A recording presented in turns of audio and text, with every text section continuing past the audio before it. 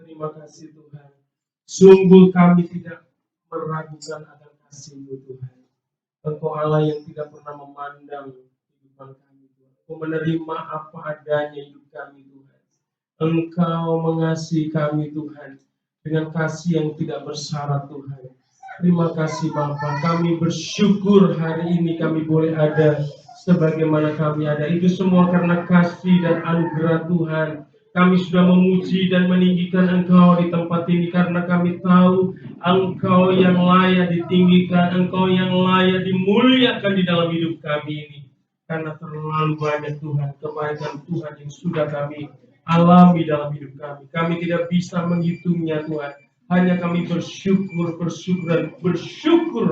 di dalam pujian penyembahan kami kepada Tuhan. Dan hari ini kami mau siapkan hati kami. Kami butuh makanan bagi kerohanian kami Tuhan. Yang akan menyegarkan, yang akan menguatkan kehidupan kami kembali. Yaitu firman-Mu, yaitu firman Allah yang berkuasa Tuhan. Terima kasih urapi hamba-Mu yang akan menyampaikan firman. Supaya apa yang keluar dari bibir lidah hamba-Mu ini adalah perkataan firman yang berkuasa. Menguatkan dan meneguhkan setiap kami Tuhan. Supaya kami tetap kokoh, kami tetap teguh di dalam mengiring Engkau. Terima kasih urapi jemaat-Mu Tuhan. Lawat setiap jemaat-Mu dengan kebenaran firman-Mu. Supaya firman ini berbicara secara pribadi, lepas pribadi Tuhan. Kami diberkati pribadi lepas pribadi dengan firman-Mu ini Tuhan. Terima kasih Tuhan. Berfirmanlah, kami siap untuk menerima benih kebenaran firman-Mu. Di dalam nama Yesus kami sudah berdoa dan mengucap syukur. Sama-sama katakan amin. Silakan duduk Bapak Ibu yang dikasih Tuhan. Shalom. Apa kabar semuanya? Haleluya. Saya yakin hidup kita selalu luar biasa kalau di dalam Tuhan. Apapun yang terjadi dalam hidup kita akan tetap luar biasa. Bukan karena kuat dan gagah kita, tetapi karena kita punya Allah yang luar biasa. Amin. Yang memampukan dan menguatkan kita. Baik Bapak Ibu yang dikasih Tuhan, langsung saja pagi hari ini kita mau belajar firman Tuhan yang saya ambil dari kitab 1 Tawarik ya. 1 Tawarik pasal 16, satu ayat firman Tuhan saja kita baca. 1 Tawarik 16 ayat 34. 1 Tawarik ayat 16 pasal 16 ayat 34. Hari ini saya memberi tema khotbah saya dengan tema kekuatan bersyukur. Ya, kekuatan bersyukur. Sudah ketemu? Oh, belum ketemu? Gembala belum ketemu? 1 Tawarik 16. Oh, udah amin. Ayo, cariin tolong ya, bantu. Saling membantu, nggak apa-apa. Ayo. 1 Tawarik 16 ayat 34.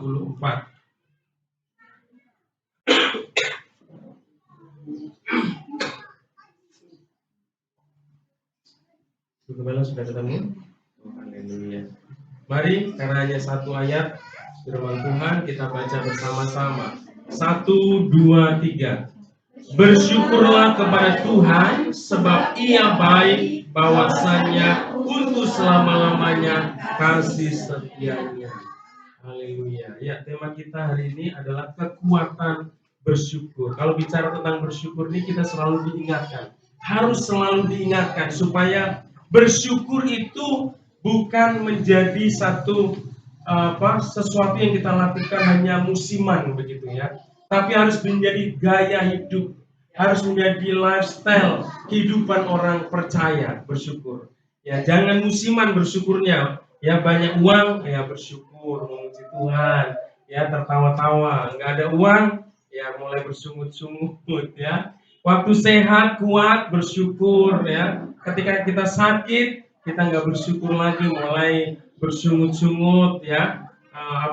Segala sesuatu berjalan dengan baik, kita bersyukur, kita bersukacita, memuji Tuhan dengan enteng. Tetapi ketika segala sesuatu Tuhan izinkan, seolah-olah, aduh, banyak persoalan dan pergumulan dalam hidup ini, lalu kita tidak bersyukur. Makanya saya mau bicara tentang bersyukur ini selalu diulang, supaya apa? Bisa menjadi gaya hidup, menjadi lifestyle kehidupan kita anak-anak Tuhan. Apapun yang terjadi dalam hidup kita harus bisa selalu bersyukur. Amin.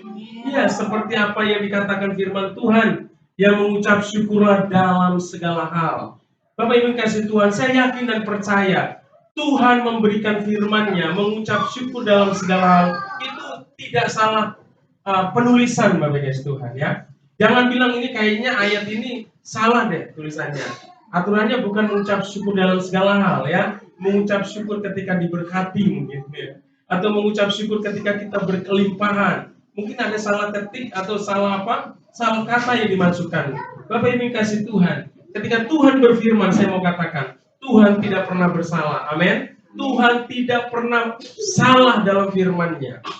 Tetapi seringkali kita yang salah meresponi firman-Nya. Kitalah yang salah dalam menyikapi firman Tuhan. Kita yang salah ketika kita tidak mentaati apa yang Tuhan perintahkan dalam hidup kita. Saudara yang kasih Tuhan ya, kehidupan yang penuh syukur adalah alasan bagi kita untuk dapat bertahan pada masa-masa sulit. Ya, justru Tuhan ingin kita bisa punya gaya hidup bersyukur supaya apa? Supaya kita bisa mampu, kita bisa sanggup yang menghadapi masa-masa yang sulit yang Tuhan izinkan terjadi dalam hidup kita, Bapak Tuhan.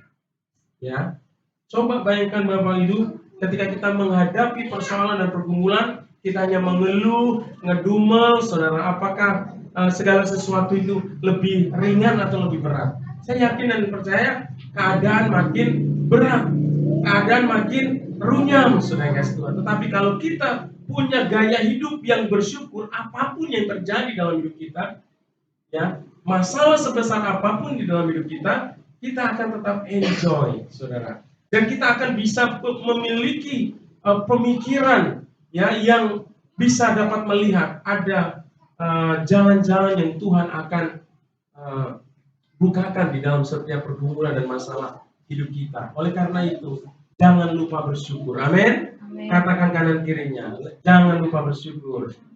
Ya, jangan lupa bersyukur. Saudara kasih Tuhan. Ya, namun kenyataannya Bapak kasih Tuhan, ada banyak orang justru bukan terus mengembangkan kehidupan yang bersyukur kepada Tuhan, tetapi justru hidup dalam persumutan kepada Tuhan dengan alasan ya pergumulan, kesulitan, kesusahan ya, sehingga tidak dapat melihat akan kebaikan Allah di dalam hidupnya, saudara. Ya, saudara kasih Tuhan, kita kembali ke ayat yang tadi, saudara ya. Kita dengar bersyukurlah kepada Tuhan, ya. Ini ada seruan, saudara, supaya kita selalu bersyukur. Bersyukurlah kepada Tuhan sebab Ia baik, bahwasannya untuk selama-lamanya kasih setianya. Ya, pemazmur ini ya. Ini adalah Mazmur Asaf, saudara ya. Dia bermazmur, dia mengatakan ya, berseru supaya umat Tuhan itu bersyukur kepada Tuhan. Ya, tapi dalam kenyataannya, saudara, seringkali kita protes ya untuk tidak mau bersyukur kepada Tuhan ya, karena di dalam hidup kita diperhadapkan dengan realita, dengan kenyataan bahwa hidup ini sulit, hidup ini penuh dengan pergumulan ya, hidup ini rumit dan sebagainya, saudara ya. Ya, bahkan ada juga orang yang sudah diberkati tetapi lupa bersyukur. Nah ini ya, saya ingin melihat bahwa ada orang yang orang yang sudah diberkati tapi melupakan kebaikan Tuhan, melupakan berkat-berkat Tuhan untuk datang bersyukur ya. Coba Bapak Ibu yang kasih Tuhan, buka di dalam Lukas ya, kitab Lukas pasal 17. Ini saya hanya kutip 3 ayat saja ya, 11, 12, dan 13 ya. Lukas pasal 17 ayat 11 sampai 13 saja, saudara. Ya, kalau kita baca seluruh perikopnya ini kita akan diberitahukan tentang kisah 10 orang kusta ya. Tapi 3 ayat ini akan membawa kita satu gambaran ya betapa Tuhan itu luar biasa. Tuhan itu betapa baiknya di dalam hidup umatnya ya. Sehingga kita tidak layak untuk tidak bersyukur sama Tuhan. Sudah ketemu Lukas 17? Ya, Lukas 17 ayat 11 sampai ayat 13. Saya akan bacakan ya, Bapak dan Ibu boleh menyimak. Firman Tuhan katakan gini, dalam perjalanannya, yaitu perjalanannya Yesus ya, ke Yerusalem, Yesus menyusur perbatasan Samaria dan Galilea. Ketika ia memasuki suatu desa, datanglah 10 orang kusta menemui dia. Mereka tinggal berdiri agak jauh dan berteriak, Yesus, Guru, kasihanilah aku. Saudara ya. Nah, kalau kita baca secara keseluruhan satu perikop ini menceritakan ada 10 orang kusta yang disembuhkan oleh Tuhan. Ya, mereka semua disembuhkan oleh Tuhan. Mereka semua mengalami mujizat Tuhan. Tetapi diceritakan satu orang yang datang kepada Tuhan, satu orang yang datang kepada Yesus untuk memuji, untuk memuliakan, untuk menyembah, mengucap syukur, saudara. Artinya hanya ada satu orang yang ingat akan kebaikan Tuhan, ya, dan datang mengucap syukur kepada Tuhan. Sedangkan yang ke-9 orang yang sama-sama menerima berkat Tuhan, mereka tidak datang dan mengucap syukur sama Tuhan. Saya tidak tahu alasannya. Mungkin nanti saya dalam perenungan saya mungkin ada beberapa ya orang Kristen yang tipenya seperti ini. Bapak Ibu ini kasih Tuhan. Saya mau katakan Tuhan itu luar biasa kasihnya, mujizatnya luar biasa yang dinyatakan kepada ke-10 orang kusta ini. Dikatakan orang kusta itu ya 10 orang kusta itu menemui Yesus untuk apa? Untuk disembuhkan. Mereka sangat mengharapkan belas kasihan Tuhan. Ya, tetapi apa? Keadaan mereka tidak memungkinkan mereka datang langsung kepada Yesus. Karena orang kusta itu dinyatakan orang yang punya penyakit, dikatakan najis hidupnya, saudara. Tidak boleh dia datang. Dia tidak boleh bersentuhan dengan orang lain, saudara. Karena orang yang disentuh orang yang berpenyakit kusta ini, dia juga akan najis. Saudara kasih Tuhan, orang yang najis itu tidak layak untuk datang beribadah kepada Tuhan. Itulah keadaan orang kusta pada waktu itu, saudara. Makanya orang kusta ini, ke-10 orang kusta ini, mereka berdiri ya, berdiri agak jauh.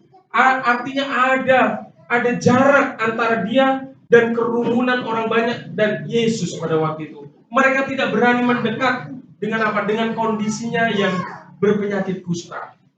Ya, ketika kita mengalami pandemi, saya semakin semakin diberikan gambaran yang begitu jelas tentang penyakit kusta ini.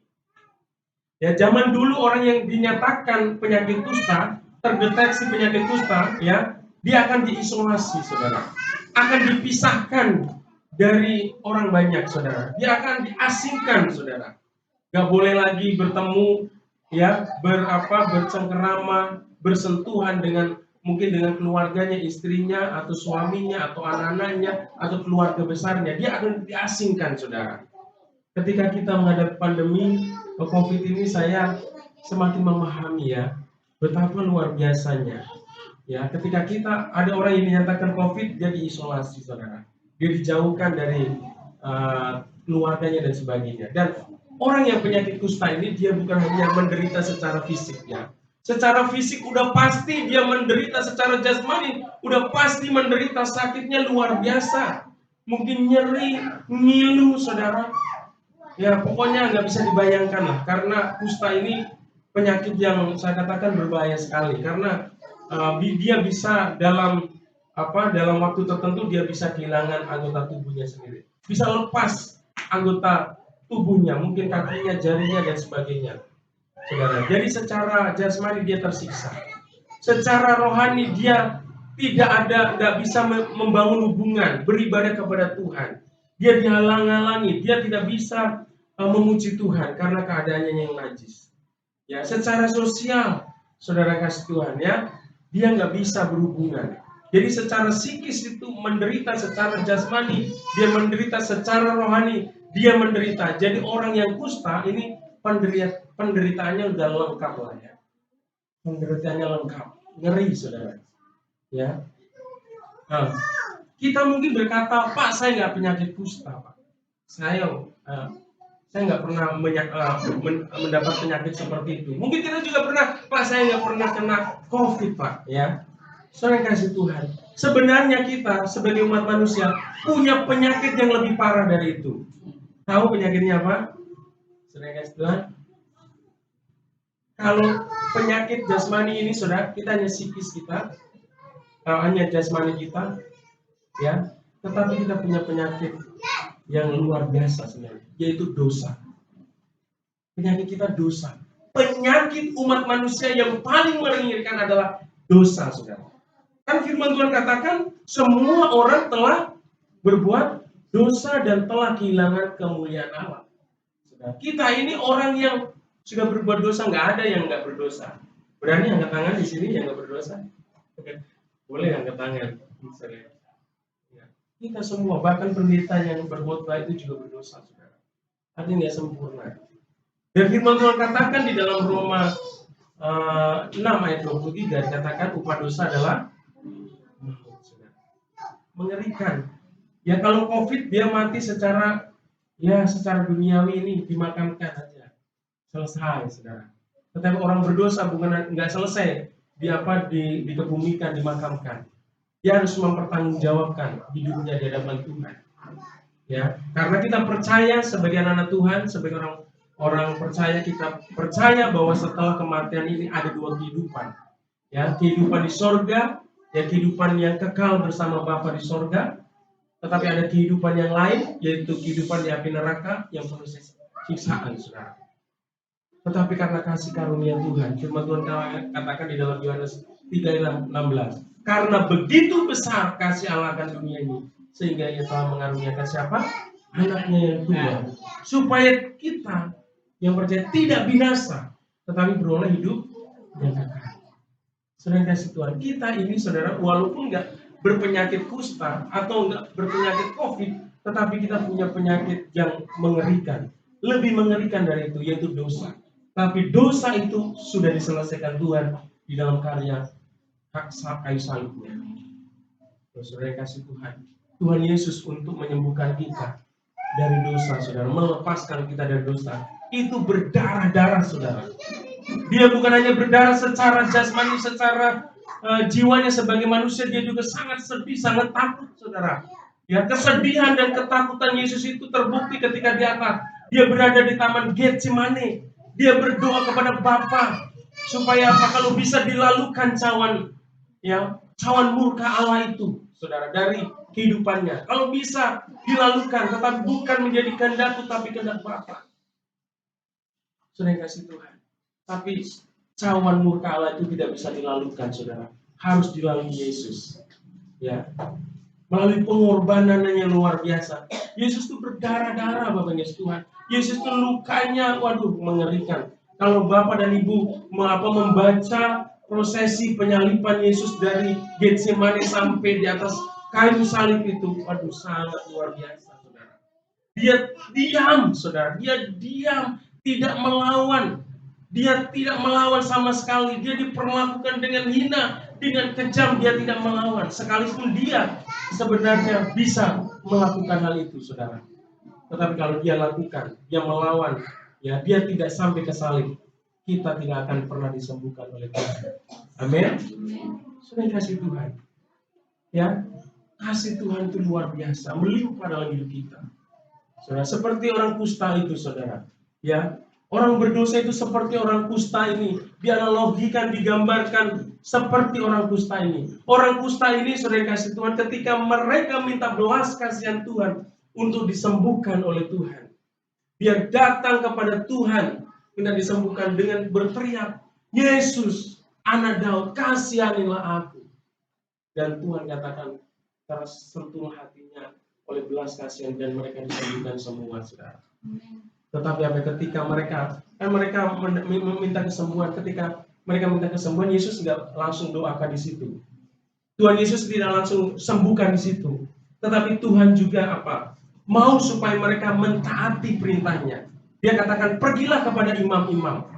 Maka mereka taat, saudara. Langkah yang mereka tunjukkan, mereka taat. Datang ke imam-imam. Kenapa mereka perlu datang kepada imam-imam? Karenanya hanya imam yang bisa menyatakan dia sudah tahir atau belum dari kustanya. Hanya imam-imam yang bisa menyatakan dia sudah sembuh dari kustanya atau belum, saudara. Jadi orang biasa nggak bisa. Bapak dan Ibu juga sama. Kalau sudah dinyatakan sebagai orang yang kena COVID, ya, Bapak dan Ibu nggak bisa meminta rekomendasi dari Pak Ayub walaupun pendeta. Bapak kasih ini dari gereja GBLK. Terus namanya Oma udah sembuh dari COVID, udah ini kasih ke rumah sakit, iya ditolak, ini apa-apaan gitu. Malah Pak Ayub bisa dituntut, saudara, karena bukan pihak yang berwenang, saudara, ya. Jadi nggak main-main. Yesus pun begitu, kamu harus datang kepada imam-imam, karena hanya imam-imam yang bisa menyatakan dia sudah sembuh atau belum, yang bisa menyatakan dia sudah tahir atau belum. Tapi keadaan pada waktu itu ketika dia datang kepada imam belum sembuh, saudara. Tapi mereka taat, ya. Mereka berjalan menuju mau ketemu dengan imam, dan di jalan mereka mengalami kuasa Tuhan dan disembuhkan. Dan saya yakin dan percaya mereka juga akhirnya minta supaya dinyatakan mereka bebas dari kusta, saudara, dari imam-imam. Tapi sebelum mereka sampai kepada imam, satu orang balik kepada Yesus karena dia menyadari bahwa dirinya sudah sembuh, saudara. Dan Yesus bilang begini, kan dan kalian tadi 10 ya, yang mana 9? Masa cuma satu yang datang untuk mengucap syukur, untuk apa? Memuliakan Tuhan. Mana yang 9? Bukankah yang 9 tadi juga sudah tahir? Ketika saya merenungkan ayat ini, saudara, saya di dalam pelayanan juga menemukan pandangan seperti ini. Banyak orang Kristen bilang gini, ya Tuhan itu baik. Nah, itu aku udah tahu Tuhan itu baik, ya. Dan saya udah mengucap syukur dalam hati, katanya, kan. Nggak usah, dia bikin nggak perlulah ke gereja, nggak perlulah beribadah. Yang penting saya mengucap syukur aja sendiri. Kan Tuhan itu baik, saudara, ya. Ada pandangan seperti itu, saudara. Tapi saya katakan Tuhan nggak mau seperti itu. Amin. Tuhan mau ketika kita menikmati kebaikan, mengecap kebaikan Tuhan, Tuhan mau kita datang kepada Tuhan untuk datang bersyukur memuji Tuhan. Amin. Sedangkan kita harus datang beribadah. Kan firman Tuhan katakan, kalau janganlah kamu menjauhkan diri dari pertemuan ibadahmu. Jadi kalau ada orang yang punya pandangan begini, saya nggak perlu ke gereja, saya nggak perlu cool, saya nggak perlu ikut ibadah ucapan syukur, saya nggak usah ikut ibadah doa, saya cukup aja di rumah mengucap syukur berdoa secara pribadi. Tuhan tidak mau, saudara Tuhan. Ya, Tuhan mau kita datang beribadah, ya kan, dalam ucapan syukur, saudara. Ya, kita ini sebagai orang Kristen jangan menjadi orang Kristen yang egois, diberkati ya udah bersyukur untuk diri kita sendiri, ya. Karena di dalam berkat-berkat Tuhan yang Tuhan kita nikmati dalam ucapan syukur itu, dibaliknya Tuhan mau kita juga menjadi saksi-saksinya Tuhan yang menceritakan akan kebaikan Tuhan kepada orang lain. Amin. Supaya orang lain tahu, ya, ada mujizat, ada kebaikan Tuhan yang kita alami, supaya orang lain juga boleh mengalami mujizat Tuhan. Orang lain boleh datang untuk apa? Memuliakan Tuhan.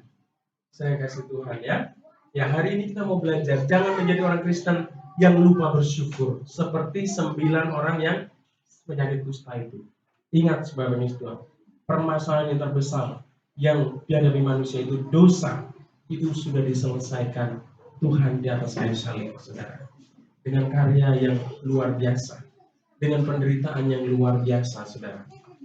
Ya, saudara kasih Tuhan, mari, ya, jangan dengan pergumulan-pergumulan yang Tuhan izinkan dalam hidup kita, kita juga pikiran kita ini ditutup sehingga kita tidak bisa melihat kebaikan Tuhan. Bukankah kita sampai hari ini itu ada karena kebaikan Tuhan? Kita bisa bernafas itu bukankah nafas ini adalah dari Tuhan? Ya, saudara. Beberapa waktu lalu saya ini ke rumah duka, saudara. Itu namanya Bapak Martinus, seorang lawyer cukup terkenal di Indonesia ini. Dia sudah kayak menjadi abang saya, menjadi orang tua saya. Waktu saya nikah, ya banyak keluarga ini membantu, ya luar biasa saudara. Bahkan sampai hari ini kami tetap punya hubungan dengan keluarga ini. Setiap ada pelayanan apapun kami selalu dipanggil saudara, ya. Dan luar biasa. Saya katakan dia punya teman dokter saudara, karena dia punya ikatan itu gerakan mahasiswa Kristen ya di Makassar itu. Alumninya itu udah banyak sekali. Karena pernah saya juga diundang untuk melayani alumninya itu, wah udah orang-orang yang luar biasa. Ada profesor juga saudara. Mereka juga ada yang lansia, mungkin usia Oma ini juga ada saudara. Itu namanya alumni saudara ya. Luar biasa. Jadi saudara, dan ketika beliau ini meninggal, ada kata sambutan dari dokter yang dia adalah sahabatnya, dokter terkenal juga. Dia bilang begini, pekerjaan saya sehari-hari sebagai dokter ya menolong pasien dan sebagainya, tapi hari ini saya nggak bisa tutupi duka cita itu luar biasa. Saya nggak bisa nolong sahabat saya sendiri. Saya nggak bisa nolong sahabat saya sendiri dengan sakit penyakit yang dia alami. Saudara. Artinya apa? Manusia itu nggak bisa saudara. Sehebat apapun kita nggak bisa menolong. Ya. Nggak bisa memberi hidup seseorang. Nggak ada.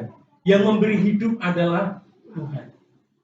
Saya melihat Bapak ini juga mengasihi Tuhan, punya beban yang luar biasa untuk hamba Tuhan. Secara khusus memang beberapa 15 tahun yang lalu ya kami dijanjikan untuk diberkatilah. Walaupun itu juga kami selalu diberkati sebenarnya ya, selalu diberkati ketika kita melayani itu seringkali keluarga ini memberkati kami.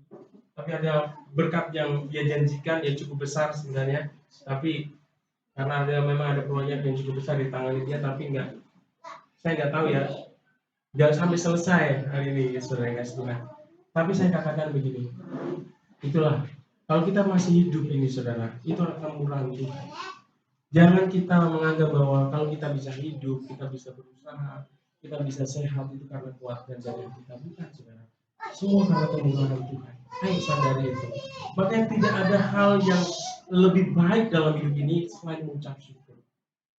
Ya, mengucap syukur dan gunakan waktu yang ada itu dengan hal-hal yang memuliakan Tuhan. Ya, Tuhan itu nggak lihat ketika kita sedang naik atau sedang turun, ya kalau Tuhan sudah panggil gimana? Saya katakan Bapak ini sedang naik-naiknya. Dari kesaksian teman-temannya itu saudara, memang dia sangat dibutuhkan. Dia sebagai kakak ya bagi alumni-alumni yang lain saudara. Bahkan kemarin temannya yang ada yang dari mana? Dari Arab sana. Iya dari Arab itu datang saudara. Ya. Kasih testimoni yang begitu luar biasa. Tapi ya itulah kalau udah selesai mau diapain, saudara ya. Ini membuktikan bahwa saya semakin dibawa satu pemahaman bahwa Tuhan itu luar biasa. Tuhan itu yang memberikan kehidupan. Tuhan itu yang memberkati kita. Saudara Tuhan ya. Oleh karena itu jangan pernah kita merasa bahwa apa yang kita miliki itu ada karena kuat dan gagah kita. Semua adalah karena kemurahan Tuhan. Amin. Saudara kasih Tuhan. Ya, hari ini kita mau sebagai anak Tuhan kita mau tunduk pada otoritas firman Tuhan. Firman Tuhan kata mengucap syukur dalam segala hal. Tidak ada yang salah dari firman Tuhan ini. Tidak salah Alkitab kita mengajarkan itu, saudara. Ya, karena kita akan melihat sesuai dengan tema kita hari ini adalah kekuatan bersyukur. Ya, dengan bersyukur itu apa yang kita sedang lakukan ya. Kehidupan yang penuh syukur adalah alasan bagi kita untuk dapat tetap bertahan pada masa-masa yang sulit. Kita perlu terus melatih dan mengasahnya sehingga menjadi kebiasaan baik yang kita lakukan dalam keadaan apapun. Jadi mengucap syukur itu perlu kita latih, amin? Iya, perlu kita latih. Semungkin kita gagal, ya tapi bangkit lagi. Gagal, bangkit lagi, kita latih. Ya seperti atlet itu kan kalau melatih otot itu enggak sehari dua hari, ya perlu disiplin saudara. Ya saat bersyukur kita sedang yang pertama saudara apa sebenarnya yang sedang kita lakukan ketika kita bersyukur? Yang pertama saudara ya, ketika kita bersyukur kita sedang mendeklarasikan kasih setia Tuhan. Jadi ketika kita bersyukur kepada Tuhan, sebenarnya kita sedang mendeklarasikan, ya, mengakui akan kasih setia Tuhan di dalam hidup kita. Ya, di dalam 1 Tawarik 16 ayat 34 tadi, bersyukurlah kepada Tuhan, sebab Ia baik bahwasannya untuk selama-lamanya kasih setianya. Jadi setiap kita bersyukur, sebenarnya kita sedang mendeklarasikan bahwa mengakui akan kebaikan Tuhan, akan kebesaran Tuhan. Saudara kasih Tuhan, kita mengakui apa kasih setia Tuhan itu adalah kasih setia yang bukan hanya musiman, tetapi kasih yang berlaku untuk selama-lamanya. Amin. Saudara kasih, waktu kita bersyukur, maka ada alasan yang melatar belakangnya. Dan latar belakang itu adalah karena berlakunya kasih setia Tuhan dalam hidup kita. Tadi saya mau katakan ada banyak hal yang kita bisa jadikan alasan untuk bersyukur. Ya, kalau sampai hari ini kita bisa ada, itu karena kebaikan, karena berkat, karena pertolongan, karena penyelamatan yang Tuhan sudah kerjakan dalam hidup kita. Amin. Ya, dalam nyanyian Bani Asaf ini ada sebuah deklarasi bahwa kasih setia Tuhan adalah sesuatu yang berlangsung selama-lamanya. Ya, kasih manusia itu terbatas, saudara, ya. Kadang-kala kasih manusia itu tergantung dengan dengan mood, ya. Bisa kalau baik, suasana baik kita bisa mengasihi, tapi suasana tidak baik, kita mungkin kasih kita mulai berkurang, saudara. Bahkan juga kasih manusia itu terbatas karena tadi usia, ya, waktu yang Tuhan berikan dalam hidup ini. Kalau dua Tuhan panggil nggak bisa. Ya, kalau istri saya ini kalau ketemu sama Pak Martin Mono itu selalu dipeluk, ya, sabar ya Dek, terusnya. Ada satu kata-kata yang selalu mengesankan dalam hatinya, dia sebagai abang. Tapi setelah dia pergi nggak bisa lagi kan menyapa, memberikan kekuatan, saudara. Nggak bisa berkomunikasi lagi, nggak bisa, saudara. Ya, jadi hanya kasih Allah yang akan bisa berlangsung selama-lamanya. Amin. Kalau kita mengandalkan Tuhan dalam hidup kita, mengandalkan kasih Tuhan, mengandalkan kebaikan Tuhan, mengandalkan pertolongan Tuhan, akan terus berlaku selama-lamanya, saudara. Sekalipun manusia yang kita kasih atau seseorang yang mengasihi kita, yang selalu menolong, yang selalu memperhatikan kita, tidak ada dalam hidup kita. Tapi kasih Tuhan tidak pernah berhenti, saudara. Dia terus mengalir, ya. Bahkan ketika kita tidak setia pun, kasih setianya tetap tak berubah, saudara. Bukankah kita juga sering tidak setia, ya? Kadang-kadang ibadah, kadang-kadang enggak, ya kan? Ya kan? Saudara kasih Tuhan. Kita kadang-kadang berdoa, kadang-kadang enggak berdoa. Kadang-kadang baca firman, kadang-kadang enggak baca firman Tuhan. Saya aja masih punya hutang, saya kejar terus. Ya, ini hari Minggu, tapi renungan saya masih hari apa? Hari Jumat kalau nggak salah. Saya masih punya hutang 2 hari, saudara. Sabtu dan Minggu. Saya kejar, saya belajar untuk setia. Amin. Saya balapan sama Ibu Restauli. Ya, yang lain belajar setia. Amin. Ya, saudara. Saya mengakui saya gembala masih dibalap sama Ibu Gembala, Ibu Restauli, toh nggak apa-apa. Kelemahan, saudara. Ada kelemahan juga, saudara, ya. Nah, kita menyadari kalau sampai hari ini, saudara, itu bukan karena kita setia. Kadang-kadang kan kita nggak setia juga, toh. Tapi kalau sampai hari ini masih bisa setia, bisa melayani, ya. Ya, kalau kita nggak setia, langsung Tuhan tampar-tamparin, saudara. Ya, kalau Tuhan langsung ini, saudara, menghukum kita, waduh, kita hancur, saudara. Sedikit umpamanya kita nggak datang beribadah, langsung hari ini kamu cabut bukunya, gitu. Nah, kita udah hilang semua ini, saudara. Ya kan? Enggak, saudara. Tuhan tidak pernah melakukan itu semua. Dengan kesabarannya, dengan kasihnya, dia tetap menunggu, menanti kita, saudara, ya. Ini kita jangan bilang dikit-dikit Tuhan itu menghukum kita, enggak, saudara, ya. Enggak. Dia bukan Allah yang begitu kejam. Ya, karena bahkan ketika kita tidak setia pun, kasih setianya tetap tak berubah, saudara. Ini luar biasa. Itulah kebenaran firman Tuhan. Ya, yang kedua, dengan kita bersyukur, sebenarnya kita sedang meyakini rancangan Tuhan, ya, mengimani, mempercayai bahwa rancangan Tuhan itu yang terbaik, di dalam hidup kita. Amin. Ya, di dalam Roma 8 ayat 28 ya, firman Tuhan. Ya, firman Tuhan katakan begini. Kita tahu sekarang bahwa Allah turut bekerja dalam segala sesuatu untuk mendatangkan kebaikan bagi mereka yang mengasihi Dia, yaitu bagi mereka yang terpanggil sesuai dengan rencana Allah. Saudara ya, dengan kita mengucap syukur kepada Tuhan, sebenarnya kita sedang meyakini, mengimani, mempercayai bahwa Tuhan punya rancangan yang terindah, yang terbaik dalam hidup kita. Sekalipun dalam kenyataannya kita diperhadapkan dengan kayaknya nggak jelas ini, gitu kan? Tapi tetaplah percaya bahwa rancangan Tuhan itu tidak pernah salah dalam hidup kita dan tidak pernah tidak sempurna. Dia sempurna. Ya, seperti Yusuf jadi budak kan, Yusuf itu awalnya punya mimpi loh saudara, diceritain sama papanya, saya melihat ada bulan matahari, sujud sama dia. Iya, kamu itu mimpimu kayak apa sih, masa saya ayahmu sama ibumu menyembah kamu, gitu kan. Dia ceritakan juga mimpinya sama saudara-saudaranya, aku melihat berkas-berkas gandum ya datang menyembah saya, ada 12 ikat ya datang. Itu kan menggambarkan apa? Saudara-saudara, masa kamu mau jadi raja buat kami, gitu kan? Ya itu yang diceritakan dengan jujur, dia diceritakan mimpinya. Tapi yang dihadapi Yusuf apa? Justru ditangkap sama saudara-saudaranya, dimasukin sumur, dijual sebagai budak, ya, saudara kasih Tuhan. Kan nggak jelas itu. Tapi Tuhan tidak.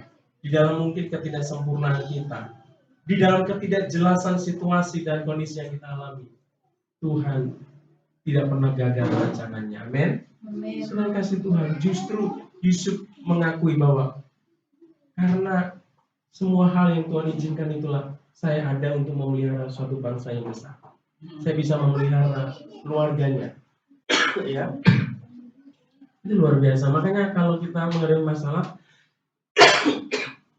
jangan langsung ngomel-ngomel saudara ya, jangan langsung bersungut-sungut, langsung memberontak. Kok kenapa Tuhan ini? Bersyukur saudara, kita nggak bisa menjangkau pikiran Tuhan. Tuhanlah yang tahu rancangan kita. Berserah aja, berserah ya sama Tuhan, percaya saja bahwa rancangannya itu pasti yang terbaik dalam hidup kita. Saudara kasih Tuhan, kalau kita protes, kita menganggap apa? Diri kita yang lebih tahu. Ya, karena firman Tuhan katakan yang tahu rancangan hidup kita itu bukan kita. Sekalipun kita ini yang menjalani hidup ini, saudara, tapi yang punya rancangan atas hidup kita itu sebenarnya Tuhan, karena Dia menciptakan kita. Ya, kayak mobil, ya, mobil itu yang tahu kapasitas mobil itu, spesifikasi mobil itu, ya pembuatnya, saudara ya, bukan mobilnya itu, saudara. Oke, yang terakhir, saudara ya. Yang terakhir saya, dengan mengucap syukur sebenarnya kita sedang mengalahkan kekhawatiran, saudara. Ya, kalau kita hari-hari ini hidup kita khawatir, galau, saudara, ya, ayo mengucap syukur. Berarti engkau kurang mengucap syukur. Ya, kalau masih galau, ya, masih takut, cemas menghadapi hidup ini, berarti engkau masih kurang mengucap syukur. Intinya itu aja. Karena dengan mengucap syukur, engkau sedang mengalahkan kekhawatiran yang ada di dalam diri kamu.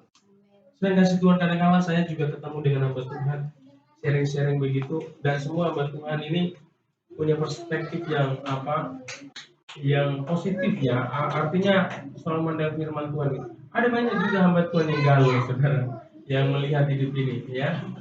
Nah, ketika sharing dengan informasi dunia ini akan terjadi krisis dan sebagainya, ya, ketakutannya itu besar. Saya melihat ketakutannya itu besar, saudara, ya. Dan itulah yang membuat membuat kita itu depresi, yang membuat kita itu sakit, ya, saudara kasih Tuhan. Ya, firman Tuhan katakan di dalam Filipi 4 ayat 6 sampai 7, saya akan bacakan ya. Dalam Filipi 4 ayat 6 dan 7, firman Tuhan katakan, janganlah hendaknya kamu khawatir tentang apapun juga. Ya, ini firman Tuhan. Jangan kamu khawatir tentang apapun juga. Masalah keuangan, masalah kesehatan, masalah masa depan, Apapun firman Tuhan, jangan khawatir, saudara. Tetapi apa yang Tuhan kehendaki? Tetapi nyatakanlah dalam segala keinginanmu kepada Allah dalam doa. Jadi yang Tuhan mau, ada masalah, ada pergumulan, ada ketidakpastian, datang berdoa. Berdoa. Itu yang Tuhan mau. Terus apa? Dan permohonan dengan ucapan syukur. Ya, kalau kita berdoa datang sama Tuhan, jangan kita berdoa habis itu kita takut lagi, saudara. Harus kita sertai dengan apa? Ucapan syukur. Saudara, mengucap syukur aja, mengucap syukur. Di dalam doa itu harus selalu ada ucapan syukur, saudara. Supaya ketika kita sudah doakan, kita nggak bimbang lagi, kita nggak ragu lagi dengan pokok-pokok doa yang kita doakan. Kita percaya bahwa Tuhan sanggup melakukannya buat kita. Amin. Saudara, maka ketika kita mampu mengucap syukur, firman Tuhan katakan, damai sejahtera Allah yang melampaui segala akal akan memelihara hati dan pikiranmu dalam Kristus Yesus, saudara. Ya. Jadi ketika kita bersyukur, kita akan mengalami damai, sukacita, saudara. Ya, kalau mungkin kita punya pekerjaan, punya target-target yang tidak tercapai, tetaplah bersyukur. Ya, tetaplah bersyukur. Bukan berarti kita selalu merendahkan target kita, enggak, saudara. Tetapi belajarlah bersyukur. Apapun kondisi, kalau ada bersyukur ada sukacita. Kalau ada sukacita, ya maka ada kesehatan. Amin. Ada kekuatan. Kan firman Tuhan di dalam Amsal katakan hati yang gembira adalah obat, saudara.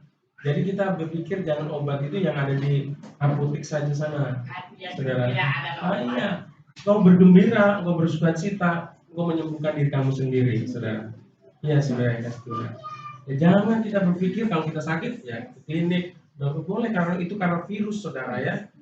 Tapi ada jenis penyakit itu datangnya karena hati kita nggak beres, nggak ada sukacita, ya tegang terus ya. Akhirnya itu yang mendatangkan penyakit. Ayo taat sama firman Tuhan, pelihara hati kita, jaga hati kita supaya tetap bersukacita. Amin. Iya, biar penyakit itu nggak menguasai hidup kita. Ya, saat kita bersyukur kita sedang mengatasi persoalan kekhawatiran. Khawatir akan lenyap ketika kita membawa setiap pergumulan dan kebutuhan kita dalam doa yang dilandasi ucapan syukur. Ya, rasa syukur kita itu juga menjadi ungkapan iman bahwa Dia sanggup memelihara. Jadi dalam ucapan syukur itu ada penyataan iman kita.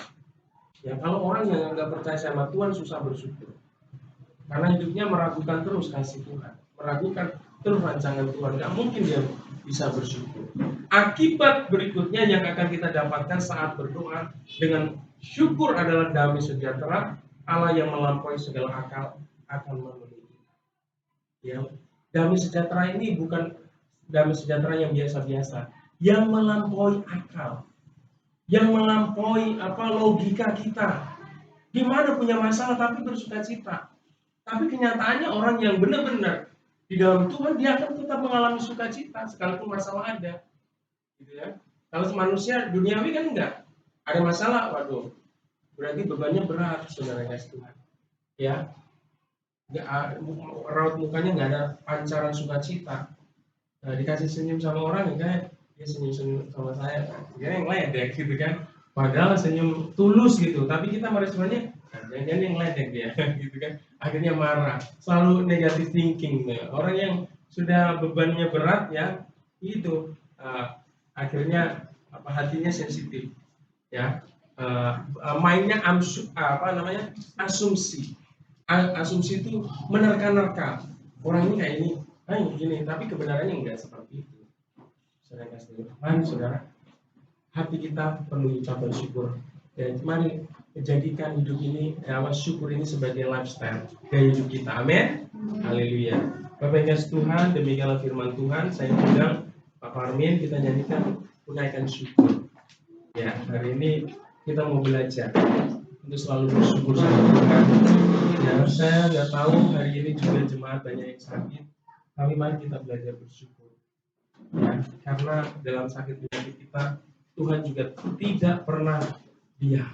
Ya, Tuhan pasti akan mengalami pemulihan. Ya, Sinai sudah 1 minggu lebih juga nggak sekolah kemarin karena sakit. Tapi tetap aja kami tetap bersyukur, tetap bersuka cita hari ini dia sudah dipulihkan oleh Tuhan. Semua kami berdiri. Nah, kuasa Tuhan itu tidak berubah kepada saya. Dengan bersungut-sungut, dengan marah, dengan hidup ini tidak kita bawa dengan ucapan syukur, itu tidak akan mengubah apapun. Tetapi dengan mengucap syukur, kita akan melihat bahwa hidup ini sangat indah. Ya, kita akan melihat berkat-berkat Tuhan yang luar biasa. Kita akan mampu atau dimampukan mensyukuri untuk setiap kebaikan yang Tuhan sudah nyatakan dalam hidup kita. Dan ketika kita mampu mengucap syukur, kita akan mampu melihat dan menatap masa depan ini dengan masa depan yang penuh harapan. Haleluya. Mari kita naikkan ucapan syukur ini dengan kata naikkan syukur. Naikkan syukur padamu Yesus, ku sembah sujud kepadamu Tuhan, di hadapan tahta kemuliaan-Mu, ku tinggikan, ku agungkan selamanya. Lebih suka katakan naikkan syukur. Naikkan syukur padamu Yesus, sembah sujud kepadamu Tuhan, di hadapan tahta kemuliaan-Mu, ku tinggikan, ku agungkan selamanya.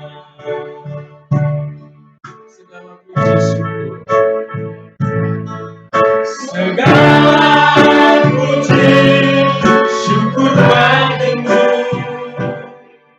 ku tinggikan namamu semua,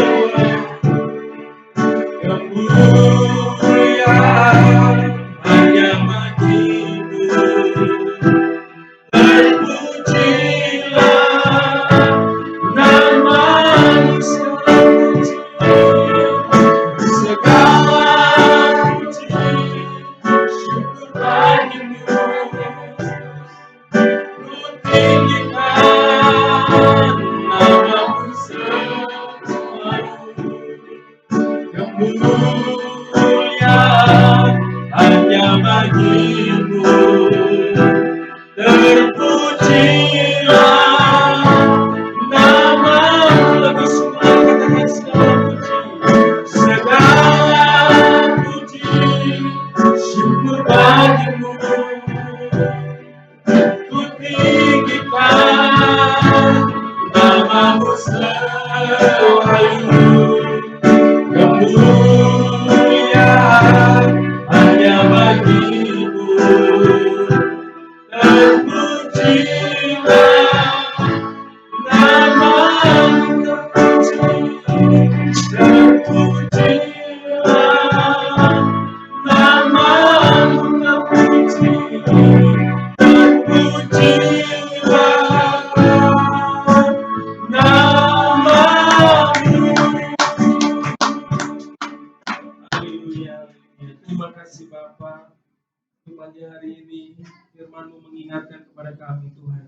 supaya di dalam hidup kami senantiasa bersyukur, karena di dalam syukur itu Tuhan kami akan mendapatkan kekuatan di dalam menghadapi masa-masa yang sulit yang Tuhan izinkan dalam hidup kami.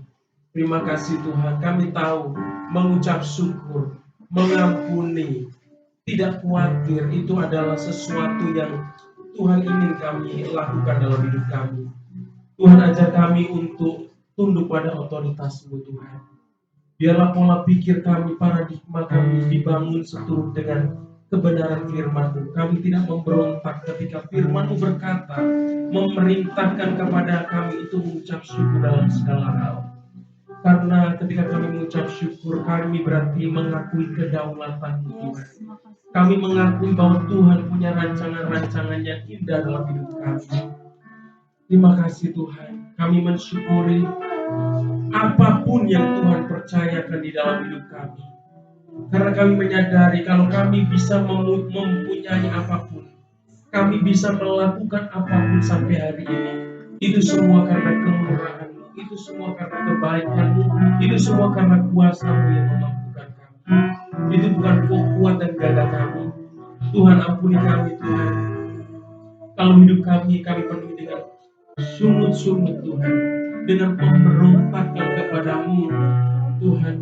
Ketika kami meragukan kasih-Mu, meragukan rancangan-Mu dalam hidup kami, berarti kami sedang tidak mengucap syukur kepada Tuhan. Hari ini biarlah mengucap syukur itu bisa menjadi lifestyle, menjadi gaya hidup kami sebagai orang percaya. Terima kasih Tuhan untuk firman-Mu yang selalu mengingatkan kami mengucap syukur, untuk mengajarkan kami untuk mengucap syukur. Terima kasih Bapa. Hamba berdoa untuk jemaat-jemaat Tuhan yang hari ini tidak hadir. Mereka karena ada sakit penyakit Tuhan. Mungkin ada pergumulan-pergumulan yang mereka hadapi. Biarlah Tuhan nyatakan kuasa-Mu buat mereka. Nyatakan belas kasihan-Mu buat mereka. Mereka yang sakit Tuhan sembuhkan. Mereka yang putus asa, Engkau bangkitkan lagi pengharapan mereka. Terima kasih Tuhan, apapun kondisi yang dialami jemaat, Tuhan tolong. Terima kasih Tuhan, berkati juga jemaat-Mu yang boleh setia hadir. Tuhan juga melihat apa yang mereka gumuli, apa yang mereka rindukan dalam hidup mereka. Tuhan nyatakan Tuhan, Tuhan genapi setiap janji-Mu dalam hidup mereka. Terima kasih Bapa, hamba-Mu pagi hari ini telah menyampaikan firman Tuhan, tetapi hamba terbatas. Biarlah Roh Kudus-Mu Tuhan itu bisa terus memeteraikan firman-Mu yang sudah Engkau tabur hari ini. Biarlah firman-Mu itu tinggal dalam hati kami, pikiran kami, supaya apapun di dalam hidup kami, kami terus memandang hidup ini seturut perspektif firman-Mu Tuhan. Terima kasih Bapa, terima kasih. Di dalam nama Yesus kami sudah berdoa dan mengucap syukur. Sama-sama katakan amin. Silakan duduk Bapak Ibu.